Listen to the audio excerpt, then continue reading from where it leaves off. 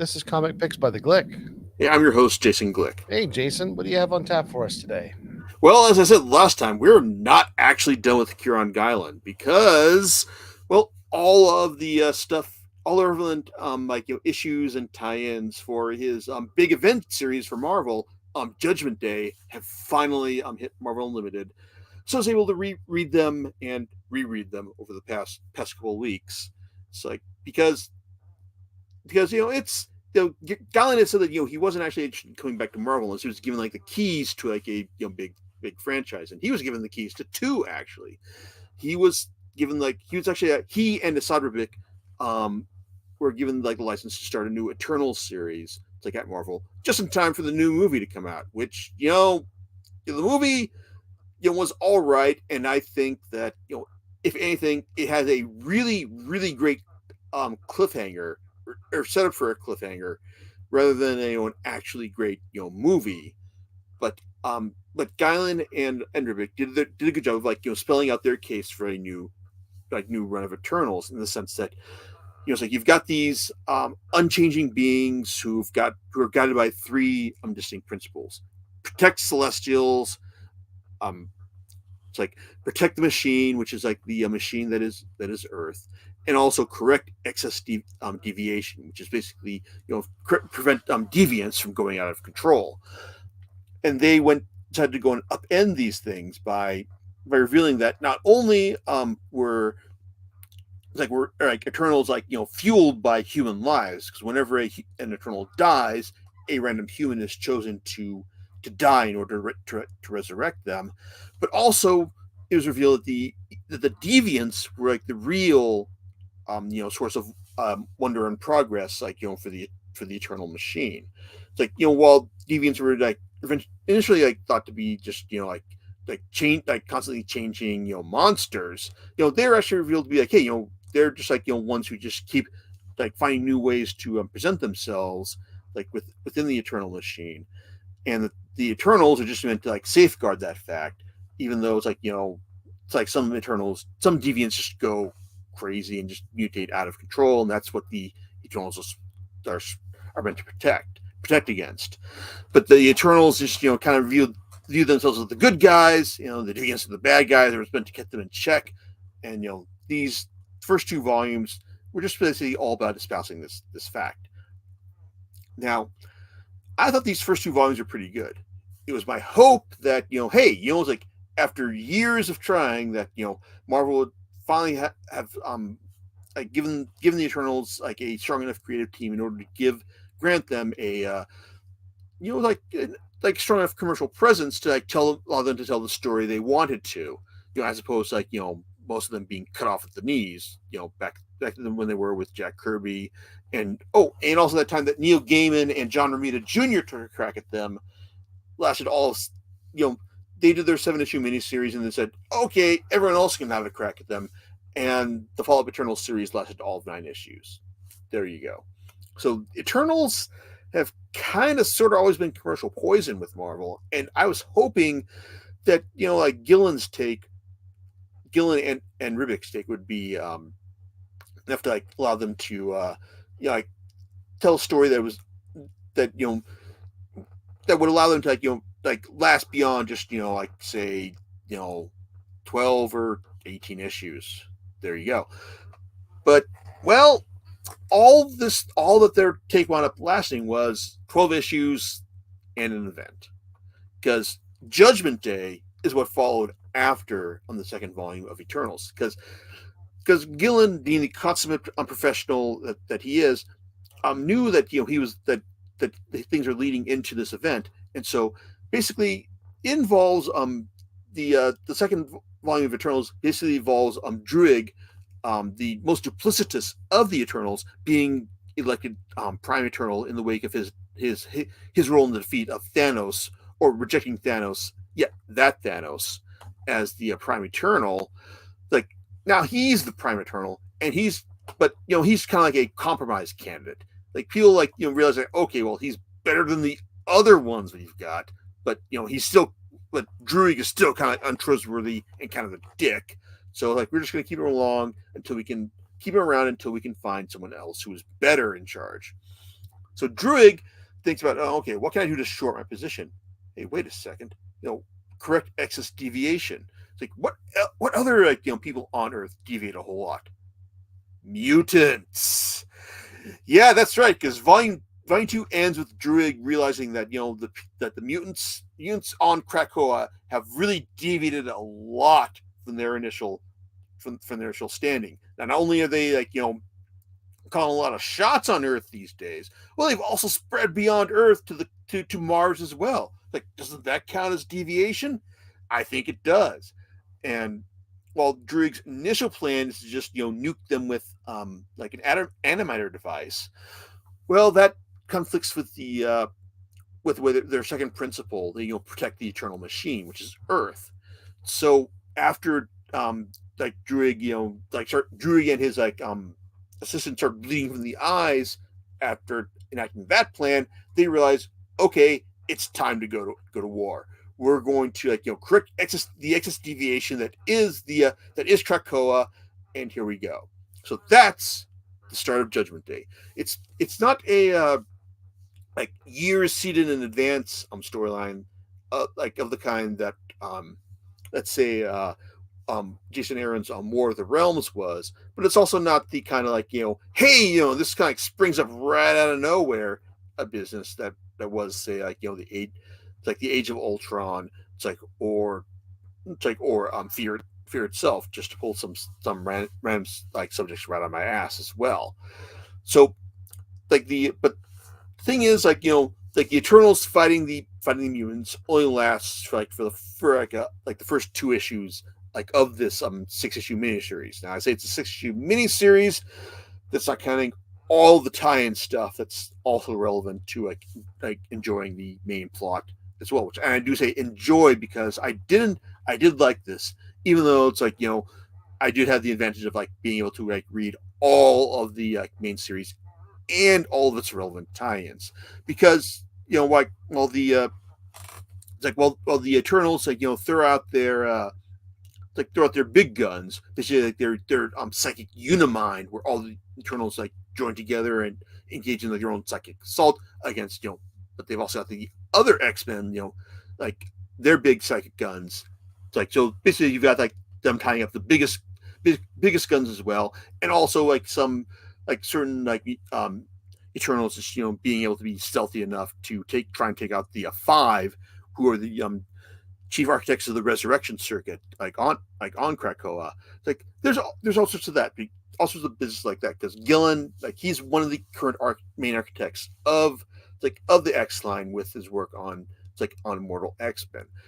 So he's got a good handle on both sides of the conflict here. Spell out how things are going to go. And while the first issue is just all about everyone getting getting their fight on. I mean, the X-Men and the Eternals just duking it out on the shores of Krakoa and in its in its psychic skies as well. And the Avengers just showing up trying to do their best to make sure no one murders each other permanently, which is kind of funny because both sides are kind of eternal in this point. Well, the big thing comes in issue 2 when when one group of Eternals, basically the kind we've been following in Gailen's series, specifically led by A.X.E, realize that okay, this is going nowhere. If we're going to find an end to this conflict, we need to find a way to supersede Druig's role as a Prime Eternal. We need to build a new god. And by new god, we mean an actual new celestial. And it turns out that, hey, we've got a celestial. It turns out that the celestial that the Avengers have been living in as part of Jason Aaron's run on the title. So they so A.X.E, the Eternals high priest, this is important to note that she's their high priest, A.X.E, and her subordinate Makari basically decide to recruit, Tony Stark, Phastos, the chief engineer of the Eternals, and God help us, Mr. Sinister, to build a new proper celestial in order to give them new rules in order to like hopefully like end this needless war between the Eternals and the mutants. And it's like, yeah, it's like recruiting Mr. Sinister is definitely a bad move in general, but the fact that hey, it allows Gillen to write more of like this supremely witty bastard that whose interpretation who has thankfully emerged as the definitive version of the character. It's like that's not necessarily a bad thing as far as like people enjoying this. If you're enjoying the story, if you're meant to enjoy the story, it's like this is actually pretty good, because like even though like Sinister is just like thoroughly in it for himself and also to troll anyone who believes him to be like his better, like over the course of the series, then yeah, it's a lot of fun. It's like, and I love that over the course of the series, even if it's just like I wouldn't say it's like this is sort of like the core of the story, but it's a lot of fun at least. But the thing is, like they actually do succeed in building this new god, and well, this god looks at them and says, "Okay, stop fighting, cease, and now you have 24 hours to justify yourselves," because this new celestial god has basically looked at them and said, "You are terrible. It's like you're terrible. You're a bunch of terrible people. You have not like just justified your existence. So I'm just going to give you 24 hours to prove that you are worthy of continuing on." And just to like drive home the point, like the first person he judges is Captain America, and says like, "You have done your best to try to inspire people for decades, and the world is now worse. It's like after you have lived in it, you have failed." So that kind of gives you the impression of like how things are going here. It also gives the series, like the spin-off series and the tie-ins, like the raison d'etre for like how they're going to tie in the series. Basically, how do they react? How do the characters react to being judged by this new celestial? And one of the things that Judgment Day gets right is that it actually gives the like this giant like antagonist like more of a personality than you expect, because Gailen actually like writes him monologuing from the first issue, because he's presented as a proper god, and like so he's basically able to exist past like in front of his proper existence, and also after his quote unquote demise as well. So he's basically like, kind of like like narrating and commentating on this like the series from the start, and that's really interesting. Also interesting is the fact that Gailen also focuses on 6 different humans over the course of the series, and like from there for how they react to the events as well. Some are just oblivious to the goings on. Others are like deeply invested. And some are just kind of like hey, it's like I realize what's going on, but aren't the heroes going to save us? It's like it's a nice unique perspective, and one that doesn't get explored as often as you expect in these events.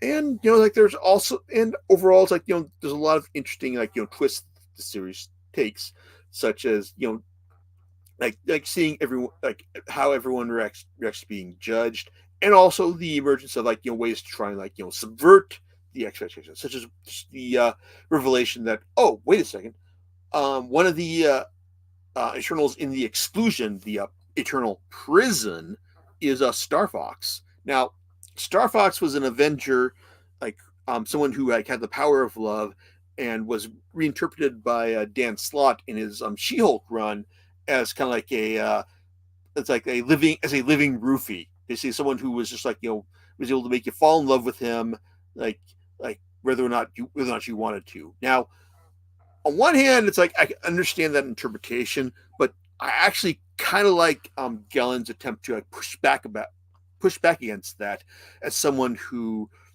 like is basically the embodiment of love, not just like, hey, he's gonna make you fall in love with you, but just wants to make you believe in optimism, believe you can believe a better person.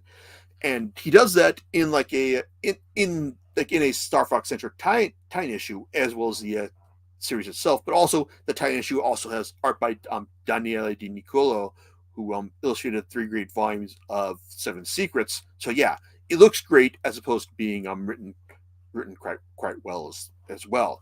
But but I guess like one problem with the series is that if you're not reading some of the tie-ins, you're probably not going to get the whole story as well, because like I said, you've got like that Star Fox issue, but you've also got Death to the Mutants, which is like basically issues 13, 14, and 15 of Gailen's Eternals run, where basically you find out what Icarus, Phasos, Sprite, Thena, Circe, and the rest of the gang are doing, in the margin of the series, and this works. And like this actually, they add like some pretty good like stories, which is when Icarus actually decides to be clever for once instead of just being thoroughly straightforward. It's like, I'm gonna like hit the thing that's being the problem.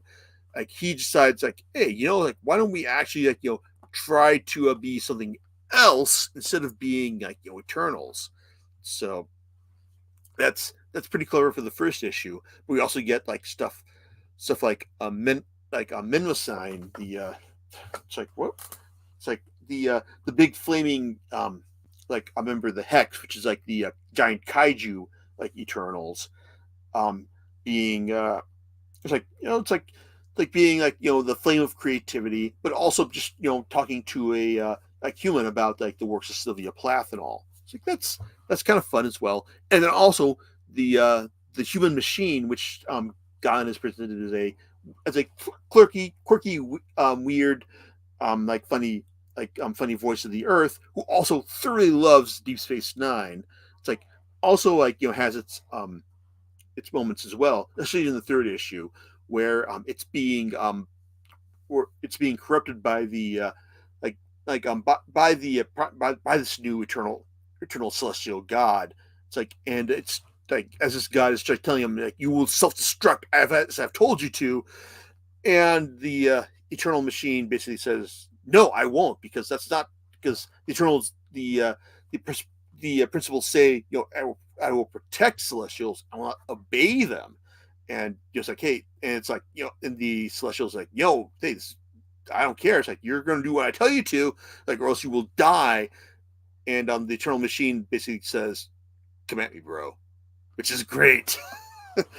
Just that kind of irreverence, like is strewn throughout the series, and that's what makes it a lot of good fun. It's like, but like I said, you're gonna need to read these like these tie-in issues, and I gotta admit, it's like, I don't want to like keep coming out and say, hey, like Marvel Unlimited is like a really great value. It's like if you read as much comics on it as I do, but it's really great when you're just when you want to look at an event series and just read all the tie-in stuff. I mean, not all of the tie-in stuff is worth reading. I mean, yeah, the X-Men issues are fine. The Wolverine stuff is fine as well. But do we really need 4 issues of Kraven sneaking on to a Krakoa to fight to prove his worth to the Prime Celestial? Even involves him carving a half-eaten Deadpool out of a polar bear. It's like, I don't think we needed that, but it's like, but I do appreciate the fact that I was able to read through all the tie-ins and make that decision on myself for free, or not for free, but for it's like close enough to free. But I will say that when it comes to like the tie-in stuff, the stuff that you're not going to get when you buy like say the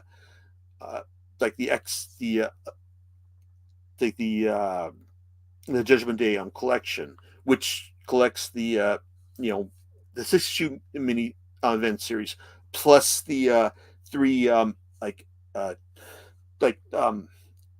between issue 5 and 6 tie-ins, Avengers, X-Men, and Eternals one shots, which are basically like spotlight issues on Tony Stark, Jean Grey, it's like and Ajax, like of the Eternals. It's like they're all good. They are good, character stories, and they help to underline the fact that the characters who pass their respective trials, their tests by the Prime Eternal, are basically the ones that are more like self-aware about their limitations more than anything else. But it's like in terms of like actually necessary tie-ins, well, I would say that not all of like the stuff that Gillen writes is necessary. I mean, the Immortal X-Men stuff is good. I mean, like I appreciate like the insight into it's like Exodus's mindset in issue 5, and also Sebastian Shaw. It's like in issue 6, where it's basically revealed that he's basically he's kind of a bastard, but he more than anything else, he resents being judged by the by the image that the Celestial sends him to be judged by. That's kind of what sets him off to be a kind of a slightly better person when he's discussing things with Star Fox, like later in the issue.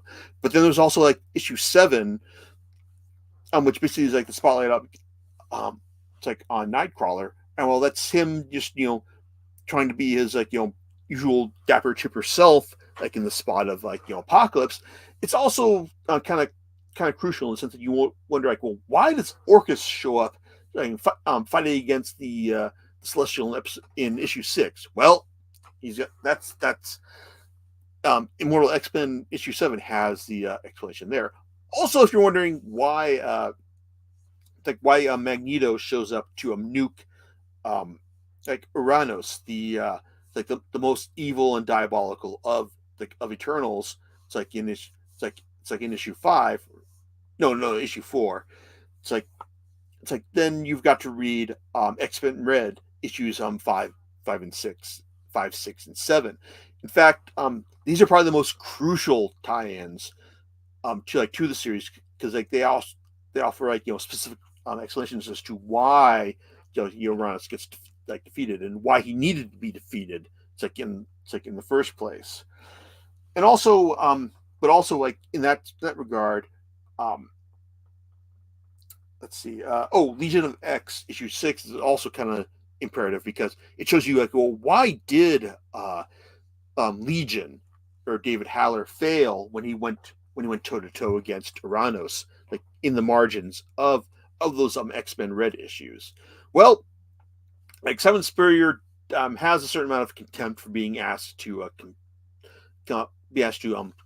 participate in these in these crossover issues, but he actually does have a nicely subversive take on on how David would contribute to this, because it's not because he's looking to subvert his dad, looking to help his dad. No, it's because his dad's most notable adversary, Magneto, basically asks him, I need you to hold the line while we take down Uranos, because we've got the plan.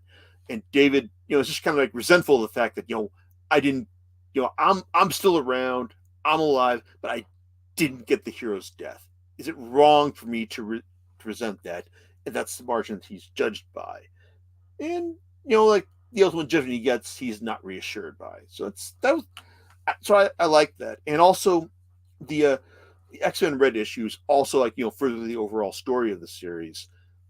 It mentions that actually furthering the story of the series while also contributing meaningfully to the to the crossover plot, like as it is, because I mean it also tells you, because these X-Men Red issues also work to remove Iska the Unbeaten from the from the Great Ring, while also exploring the limitations of her powers. Because even though she can't be beaten, that's what her mutant power is. Well, it doesn't mean she can't actually win in certain conditions, and that's and Ewing defines some really clever ways to to illustrate that. Oh, and also Cape at the end of issue 7, the epilogue is WizKid and Cable finding out that Brand is it appears to be actually working with Orcus, and Cable is not happy about this. And it's a great one-page reveal that I thought worked really well. But in order to read this, you're not just have to buy one volume of X-Men Red. You have to buy volumes 1 and 2 because that's how the tie-ins are split apart, split over it. But that's not a bad thing because X-Men Red is really good, and you should go ahead and read both volumes. So I'm glad it's continuing on to a third volume. Maybe it's a concluding volume that's still more than what Sword got like for its two volumes, and that was fantastic. But overall, it's like I did enjoy this like this event because because the finale does actually find a way to find a way to cleverly defeat the this new eternal celestial god. It's like, and yeah, even if that kind of defeat was a foregone conclusion, Gaiman at least finds a nice way to pull that off. And throughout the main event, artist Valerio Shitti, who's done great work, on Sword and also on titles like Inferno and on Hickman's it's like New Avengers and more. It's like he's done he does great stylish epic art that conveys the scale of the of the story being told here. And he's a real asset to to the story being told here. I mean, if they want, he also worked on Empire as well. But so hey, if Marvel just want to keep throwing A-list work at him, he's a guy that just can can hack it definitely. And even though it's the end of the series just kind of can may be a bit melodramatic in the sense that it ends on you are still being judged every day with a thumb being held sideways and slightly vibrating in order to imply that hey, the thumb by this the newer eternal celestial god that is always being judgmental and watchful. Well, there you go. But it also wraps up with this Omega issue that well, it's it basically spells that it's basically kind of a final Gillen's final thoughts on on the Eternals. And it's one of those cases where he tries to show that these Eternals can change and that they have changed under his watch. But at the same time, any further development of this is going to be done from some other series because he's not writing them for the future, and there's no new Eternal series on the horizon. So maybe this will stick, maybe it won't.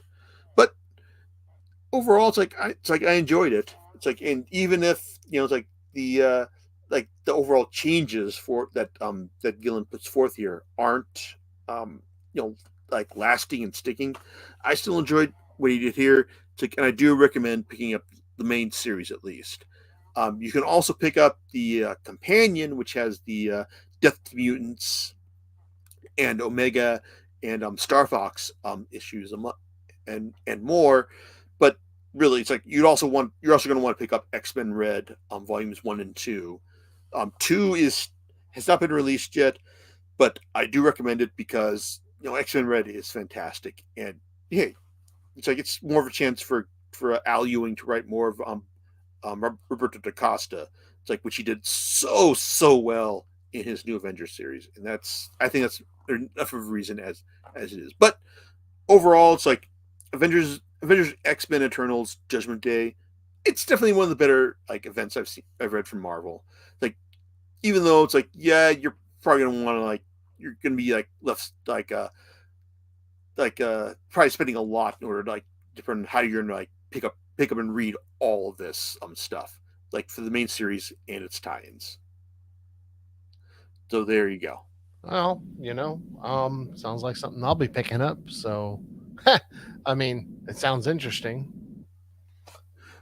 Yeah, interesting it was. It's yeah, like I said, I recommend it, but like you got to be kind of invested in like that ongoing narrative of the Marvel universe, or if you're just someone who really liked what Gillen was doing on Eternals, then this is the finale to it. So you got to read this in order to get that finale. Sweet. Okay, you know what you're going to be talking about next time, or not? Lewis and Clark. Lois and Clark. Well, Yeah, okay. no, Lewis and Clark. Holy cow! I totally misunderstood what you said. So yeah, that changes. That's a totally different thing. You're talking about the explorers, right? Yeah, and it turns out, okay, their exploration of the Western United States actually had more in common with the X-Files than anything else. Oh wow! Well, hey, cool. I can't wait to hear what you have on that review next time on Comic Picks by the Glick. All right, ladies, everyone. See ya.